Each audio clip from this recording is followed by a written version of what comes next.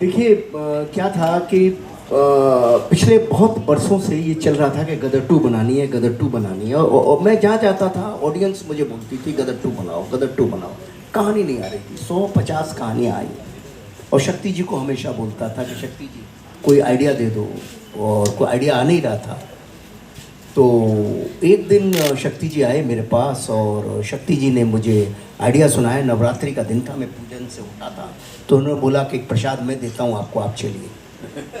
क्या बात है। और प्रसाद आपने ऑडियंस को दे दिया। तो इन्होंने मुझे कहानी सुनाई। मुझे वो कहानी सुन के एक ही इमोशन आया, वो इमोशन वर्क कर गया। जैसे गदर क्या थी, पहली गदर थी रामायण। राम जो है राम जो है सीता को लंका से लेने जाते हैं। वही बेटा बोलता है मेरी माँ को ला दो। मैंने कहा ये रामायण है, फ्लॉप नहीं हो सकती क्योंकि हर दिल में बसी है। दूसरी कहानी जैसे ही इन्होंने मुझे सुनाई, मुझे लगा कि यार अगर अभिमन्यु चक्रव्यूह में फंसा था, अर्जुन का बेटा अभिमन्यु, और उस वक्त अगर अर्जुन पहुंच जाता तो महाभारत तो उस दिन खत्म हो जाता। इससे बड़ा इमोशन तो संसार में नहीं कोई हो सकता। ये कहानी तो लोगों के दिलों में, इस कहानी को कोई फेल ही नहीं कर सकता। वो कन्विक्शन था मेरे पास। तो मैं वो उस कन्विक्शन के साथ में गया। मैं खुद रो पड़ा। सनी सर को जब सुनाया तो उनकी तो मोटी मोटी आंखें, इमीडिएटली इमोशन आ जाते हैं इनकी आंखों में, एक नमी आ गई। शारिक सर की आंखों में नमी आई, इन्होंने देखी नहीं देखी पर मैंने देखी। पुनीत साहब को भी जब सुनाया तो उनकी आंखों में भी नमी आई। तो ये सब होता रहा। और ये सब उत्कर्ष को भी जब सनी सर ने, शक्ति जी ने सुनाई तो इसको भी सुनाई मैंने। तो जब ये सब चलता रहा तो मुझे था कन्विक्शन, और मुझे ये मालूम था कि मैं ऑडियंस के इमोशन से खेल रहा हूँ। क्योंकि गदर, सनी सर भी बोलते थे कि भाई गदर नाम को हमें यूज़ नहीं करना है, हमें फिल्म बनानी है जो ऑडियंस के इमोशन पे खरी निकले। और ऑडियंस के इमोशन पे खेलने का मतलब है क्राइम से भी बड़ा क्राइम कर रहे हैं आप। इससे गलत काम कुछ नहीं कर सकते। यही हमने पढ़ा है, यही हमने सीखा है, यही हमारे माता पिता ने हमें सिखाया है। तो ऑडियंस के इमोशन से हम कैसे खेलते हैं? सिर्फ अपने स्वार्थ के लिए, अपने पैसे के लिए एक गदर दे दें और उसके बाद उनको लगे कि ये तो ऐसे ही है, कोई चीज़ बना दिया इन्होंने, हमको बेवकूफ़ बना दिया। तो वो एक दिमाग में बहुत 10 दफ़े 15 दफ़े सोचा। और सनी सर ने परसों हमारे ऑफिस आए थे तो कमाल की बात कही, शायद वही बात वर्क कर गई।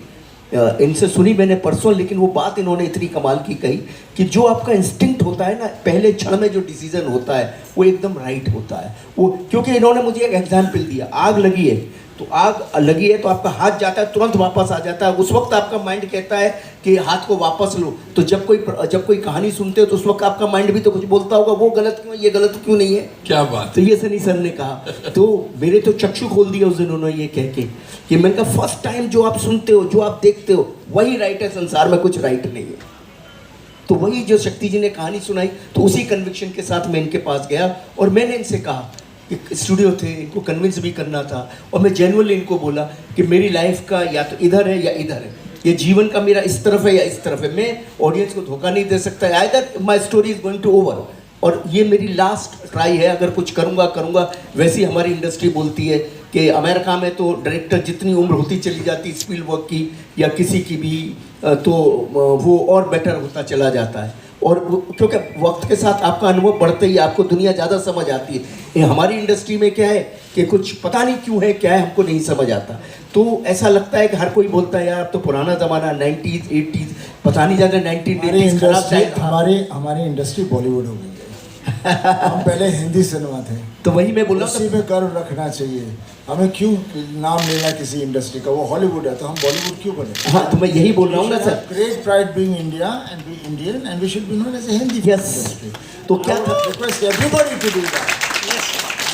हम किसी से कम नहीं। बिल्कुल सर, हम किसी से कम नहीं। जैसा जिंदाबाद है, था रहेगा। Be proud. कभी शर्माओ मत के तुम कौन हो, तुम ही तुम हो और कोई नहीं है। वेरी गुड, वाह वाह वाह। जैसे आज कोई जर्नलिस्ट मुझे बोल रहा